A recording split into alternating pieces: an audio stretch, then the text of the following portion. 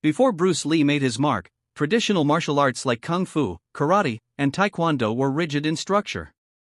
These arts focused on kata, pre-arranged forms, traditional stances, and ceremonial movements.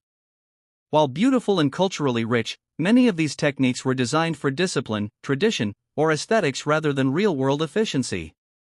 The strikes were often telegraphed, and footwork lacked the dynamic mobility seen in modern combat sports. Fighters would often stand tall, block with hard forearms, and rely on stylized movements that didn't always transition well in fast-paced real combat. In contrast, boxing had already been evolving in the West into a more fluid, adaptable, and strategic system. It emphasized timing, angles, rhythm, and the brutal simplicity of efficiency. Bruce Lee's introduction to boxing. Bruce Lee was not a traditionalist. Even as a young martial artist, he questioned the limitations of forms and fixed techniques. What many don't know is that Bruce was introduced to boxing during his teenage years in Hong Kong. He studied under Brother Edward in school, and competed in the 1958 Hong Kong Boxing Championships where he faced Gary Elms, a three-time champion.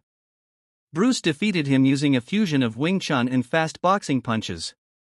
But what stood out even more was how he used footwork and head movement elements rarely seen in traditional martial arts at the time. His passion for boxing grew after watching countless fights, studying champions like Muhammad Ali and Sugar Ray Robinson. These fighters inspired him to blend the rhythm, evasiveness, and striking precision of boxing into his personal style. The birth of Jeet Kune Do, boxing at the core. Jeet Kune Do, Bruce Lee's personal martial arts philosophy, was deeply influenced by boxing. At its core, Jeet Kune Do emphasized using no way as way, and having no limitation as limitation. To Bruce, boxing wasn't just about punches. It was about adaptability, economy of motion, and simplicity. In his own words, he believed in absorbing what is useful and discarding what is not. He saw the jab not just as a punch, but as a tool of strategy, a way to control distance, disrupt rhythm, and keep the opponent thinking.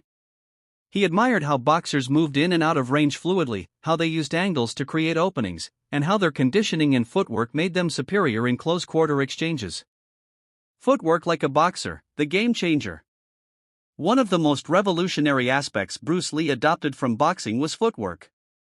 In traditional martial arts, stances are often low and stationary. While they provide a solid base, they restrict movement. Bruce broke away from this. He borrowed the bouncing, light-footed movement of boxers to stay mobile and unpredictable. Instead of the horse stance of Kung Fu or the long stances of Karate, he stayed on the balls of his feet, shifting his weight like a fencer or boxer, ready to move in any direction. This gave him the